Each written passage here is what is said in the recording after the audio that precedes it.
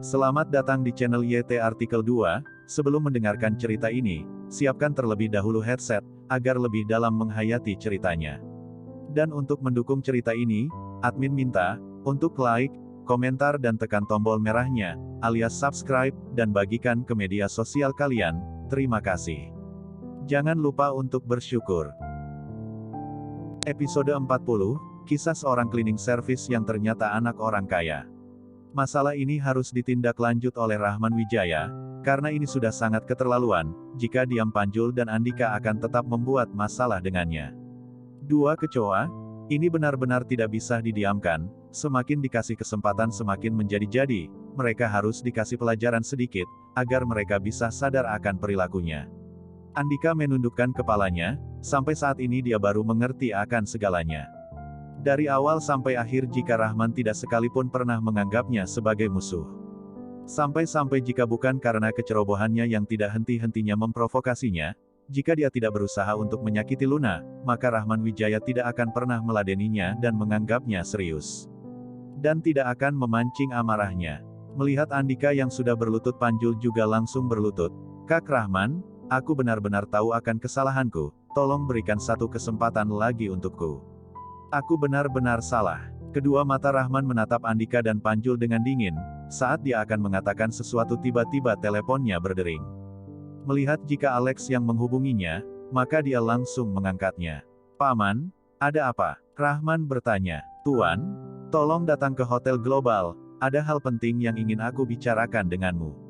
Alex menjelaskan. "Baiklah, aku akan segera ke sana." Rahman mengiyakan tetapi merasa curiga dan tidak tenang. Jika didengar dari nada bicara Alex, rasanya akan ada masalah yang terjadi. Rahman menyimpan kembali teleponnya, dan melihat sekilas ke arah mereka berdua yang masih berjongkok, kemudian berkata dengan dingin, "Jika ingin aku memaafkan kalian maka boleh saja, tetapi kalian harus menggantung sebuah papan di depan dada kalian dan berlutut di pintu masuk selama 2 hari. Mengenai tulisan di dalamnya, kalian tulis setelah memikirkannya dengan baik. Jika kalian bisa melakukannya maka aku akan membiarkan masalah ini." Dia berkata sambil melihat Irfan, "Mulai hari ini, bagian keamanan akan ketambahan seorang manajer. Adam yang akan menjadi manajer, Luna di bagian penjualan akan dipromosikan sebagai manajer penjualan. Kalian berdua Andika dan Panjul, jika kalian berhasil menyelesaikan tugas kalian, maka Panjul akan kembali menjadi cleaning service, dan Andika akan turun jabatan menjadi wakil manajer.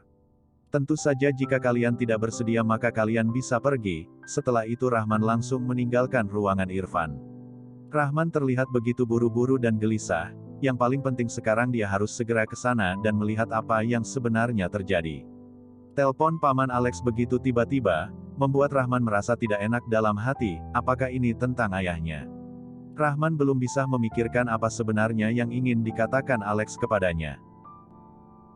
Adam begitu tidak menyangka sekaligus terharu. Dia tidak menyangka jika Kak Rahman sendirilah yang menaikkan jabatannya menjadi manajer. Ini membuatnya memiliki dorongan untuk rela mati untuknya.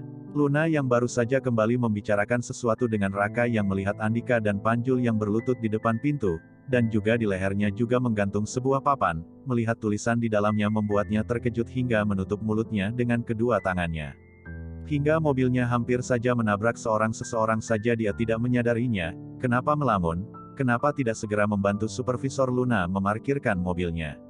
Adam berkata kepada tukang parkir yang hampir ditabrak oleh Luna. Orang itu mulai tersadar, dan langsung mendekat ke jendela kemudi mobil Luna, dan berkata dengan sopan, "Supervisor Luna, biarkan aku yang memarkirkan mobilnya." "Ah, kamu memanggilku apa?" Luna seketika terkejut. Dia hanya seorang manajer, sejak kapan dia berganti menjadi seorang supervisor? "Supervisor Luna." Tukang parkir itu berkata dengan yakin. Luna seketika menjadi semakin bingung. Supervisor Luna tidak mengetahuinya kan? Setengah jam yang lalu, pemegang saham yang baru yaitu Direktur Rahman sudah menaikkan jabatan supervisor Luna. Adam mendekat dan berkata ramah. Irfan sebelumnya memberitahunya agar tidak memberitahu Luna terlebih dahulu mengenai Rahmanlah yang sekarang menjadi pemegang saham perusahaan yang baru. Adam meskipun tidak mengerti mengapa. Tetapi setelah mengetahui jika ini adalah keinginan Rahman, maka dia tidak berani sembarangan menyebutkan mengenai identitas Rahman. Meskipun di depan Luna, dia juga tidak berani mengatakannya sembarangan.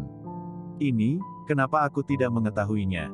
Luna turun dari mobil dan melihat Adam dengan tatapan bingung tidak mengerti. Supervisor Luna, ini adalah yang sebenarnya. Adam juga sudah naik pangkat sebagai manajer. Jika tidak percaya maka kamu bisa bertanya kepada mereka berdua. Ada seorang cleaning service yang lagi paket itu menunjuk ke arah kedua orang Andika dan Panjul yang menundukkan kepalanya sambil berlutut di depan pintu masuk, kemudian masuk ke dalam mobil Luna. Luna masih dengan kebingungan berjalan mendekat ke arah Andika dan Panjul, dan melihat sebaris tulisan di papan yang menggantung di leher mereka berdua. Aku adalah binatang, aku bukan manusia. Aku tidak seharusnya memfitnah Supervisor Luna dengan kejam. Mohon Supervisor Luna untuk memaafkan kami. Luna yang melihat isi tulisan di dalam papan itu seketika menjadi marah. Pak Andika, jadi kamulah yang memfitnahku diam-diam di belakangku. Andika yang berlutut di lantai seketika gemetaran, hatinya tidak terima, tetapi dia masih berkata dengan nada memohon, Supervisor Luna, maafkan aku, waktu itu aku sudah dibutakan, tolong pertimbangkan hubungan kita sebagai rekan kerja, tolong maafkan aku untuk kali ini saja. Luna menarik napas panjang dan mengalihkan pandangannya melihat Panjul. Pengawas Panjul, kamu. Aku tidak ingat jika aku pernah menyinggungmu kan, kenapa kamu harus sekejam itu menyakitiku? Hati Panjul seketika gemetaran. Supervisor Luna, maaf. Aku salah, saya berlutut di sini sebagai tanda dari penyesalan saya, tolong direktur agar bisa memaafkan saya kali ini, saya mohon. Begitu teringat akan status dari Rahman yang begitu menakutkan, dan memikirkan akibat jika tidak bisa mendapatkan maaf, Panjul menjadi ketakutan hingga hampir menangis. Siapa yang meminta kalian melakukan hal ini? Luna kembali menarik napas panjang dan mencoba menahan kekesalan di dalam hatinya. Direktur Rahman, pemegang saham yang baru. Panjul teringat akan perkataan Irfan sebelumnya, dan seketika mengganti sebutan Rahman menjadi Direktur Rahman. Cih, kalian berlututlah baik-baik. Luna berdecak pelan, berbalik badan dan langsung masuk ke dalam perusahaan. Luna masih kesal dengan mereka berdua, ternyata yang membuat rumor itu Andika sendiri dan Panjul, jadi dalam hati Luna masih sangat membencinya. Luna berpikir tentang Panjul, kenapa Panjul melakukan ini, padanya padahal ia tidak pernah mengganggu Panjul. Kenapa Panjul sejahat ini padanya, membuat rumor palsu. Di samping itu Luna juga masih bingung, dengan kenaikan jabatannya yang tiba-tiba, dia tidak habis pikir bos perusahaan itu langsung menaikkan jabatannya, begitu tiba-tiba, memikirkan ini dia pusing. Di samping itu Adam yang naik jabatan juga, merasa bertanggung jawab atas jabatannya yang baru, dia tidak pernah berpikir akan terjadi dalam begitu tiba-tiba. Adam yang merasa senang saat itu, berpikir untuk melakukan apapun yang untuk Rahman, karena sudah membantunya, tidak disangka Rahman yang dia anggap sebagai teman seprofesinya bisa jadi pemegang saham terbesar di perusahaan Harmoni. Andika dan Panjul masih tetap berlutut, mereka berdua sangat menyesal, dan tidak habis pikir dengan hal yang terjadi hari ini, kenapa harus Rahman Wijaya yang jadi pemegang saham baru itu. Panjul juga masih dalam keadaan bingung, merasa kalau ini seperti mimpi, Rahman yang seorang cleaning service, adalah pemegang saham terbesar di perusahaan Harmoni ini. Setelah Andika dan Panjul mengetahui semuanya mereka berdua sangat menyesalinya, tetapi ini sudah nasib mereka berdua. Panjul yang sedang berlutut, berkata dalam hati jika saja ia tidak mengikuti semua perkataan Andika dia tidak akan mendapatkan hukuman ini, untung saja Rahman tidak memecatnya.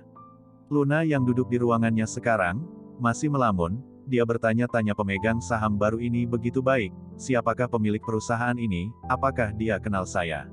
Sejak pemegang saham baru itu ada, dia merasa ada sedikit perubahan di perusahaan, dan itu tidak terjadi begitu saja, jelas ini sudah direncanakan. Bersambung. Jangan lupa like, komen dan subscribe yang belum subscribe, semakin banyak komentar semakin admin semangat. Jangan lupa selalu pakai masker, walaupun sudah vaksin, kita tetap harus jaga protokol kesehatan. Terima kasih.